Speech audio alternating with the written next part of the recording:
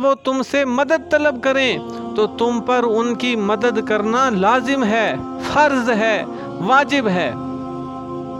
یہ حکم اللہ تبارک و تعالی نے خاص طور پر ارشاد فرمایا، اور پھر ارشاد فرمایا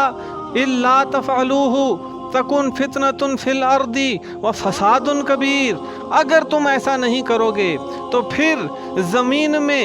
فتنہ اور بہت بڑا فساد پیدا ہوگا۔ یعنی اگر تم ایک دوسرے کی مدد نہیں کرو گے، اگر تم مسلمان آپس میں بھائی بھائی بن کر نہیں رہو گے، اگر تم ایک دوسرے کے وارث، ایک دوسرے کے ساتھ پیار کرنے والے، ایک دوسرے کے مددگار نہیں بنو گے تو پھر زمین میں فتنہ ہوگا، زمین میں فساد ہوگا۔ جیسا کہ رسول کریم صلی اللہ علیہ وسلم کے دنیا میں تشریف لانے سے پہلے تھا، دنیا کے اندر کمزور لوگوں کو مظلوم بنایا جاتا تھا، محکوم بنایا جاتا تھا، ان کے اوپر ظلم و ستم ڈھائے جاتے تھے۔ تو اگر اے مسلمانوں تم نے اللہ کے دین کو نافذ نہ کیا، اگر تم نے اللہ کے دین کے مطابق دنیا کے اندر نظام قائم نہ کیا، اللہ کے دین کو غالب نہ کیا، تو پھر کیا ہوگا؟ زمین کے اندر فتنہ اور کبیر فساد، بڑا فساد پیدا ہوگا۔ تو جب مسلمانوں نے اللہ کے ان احکامات پر عمل کیا تو دنیا کے اندر امن قائم کر کے دکھایا، دنیا کے اندر اللہ کے دین کو نافذ کر کے دکھایا، مظلوموں کی مدد کر کے دکھائی، کمزوروں کو طاقت ملی اور بہت ساری اصلاحات ہوئیں۔ لیکن جب سے مسلمانوں نے اللہ کے احکامات کو چھوڑ دیا ہے، جہاد کو چھوڑ دیا ہے، ایک دوسرے کی مدد کرنا چھوڑ دیا ہے، ٹکڑوں ٹکڑوں کے اندر بٹ گئے ہیں، سیاسی فرقوں کے اندر بٹ گئے ہیں، مذہبی فرقوں کے اندر بٹ گئے ہیں، اور زمینی جغرافیائی فرقوں کے اندر بٹ گئے ہیں، یہ میرا ملک ہے، وہ تیرا ملک ہے، وہ اس ملک کا مسئلہ ہے، یہ فلاں ملک کا مسئلہ ہے، یہ ان دونوں ملکوں کا مسئلہ ہے۔ ملکوں کا مسئلہ کوئی نہیں ہوتا، زمین کا مسئلہ کوئی نہیں ہوتا، خاندانوں کا مسئلہ کوئی نہیں ہوتا۔ اللہ تبارک و تعالی نے تمام مومنین کو آپس میں بھائی بھائی قرار دیا ہے۔ اگر ہمارا بھائی مسلمان دنیا کے کسی بھی خطے کے اندر موجود ہے اور اس کو ہماری مدد کی ضرورت ہے تو اللہ تبارک و تعالی نے ہم پر فرض کیا ہے،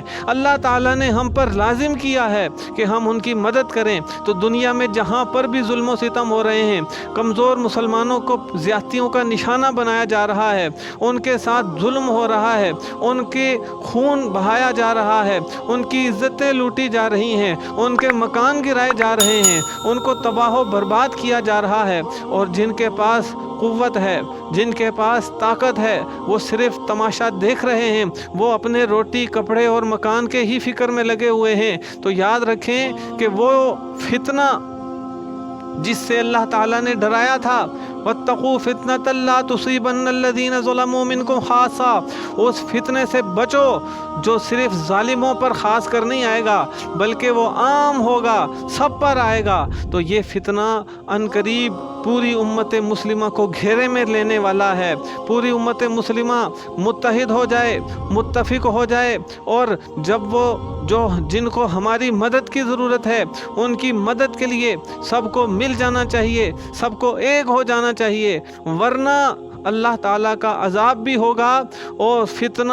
اور بڑا فساد پیدا ہونے والا ہے اس زمین پر، جو کہ تمام مسلمانوں کو اپنی لپیٹ میں لے لے گا، اور کفار بھی اس سے بچ نہیں سکیں گے۔ پوری زمین میں رہنے والے، چاہے مسلمان ہیں، چاہے کافر ہیں، مشرک ہیں، یہودی ہیں، عیسائی ہیں، جو بھی ہیں، سبھی اس فتنے کی لپیٹ میں آئیں گے۔ تو مسلمانوں کا دین، ہمارا دین، ہمارے نبی صلی اللہ علیہ وسلم کا دین ہمیں امن کا درس دیتا ہے، لیکن اس کا مطلب یہ نہیں ہے کہ ہم امن کے مطلب ہم چپ ہو کے بیٹھ جائیں۔ امن قائم کرنے کا حکم دیتا ہے، جو لوگ ظلم کر رہے ہیں ان کو صفحہ ہستی سے مٹانے کا حکم دیتا ہے، ظالموں کو ظلم سے روکنے کا حکم دیتا ہے، اور اگر ان کو زبان سے نہیں روک سکتے، ہاتھ سے نہیں روک سکتے، دل میں برا جاننے کا حکم ہے، اور جب تک ہم ہاتھ سے روک سکتے ہیں تب تک زبان سے روکنا کافی نہیں ہوگا۔ زبان سے روکتے ہوں، ہاتھ سے روک سکتے ہوں، لیکن زبان کا استعمال کریں، ہاتھ کا استعمال نہ کریں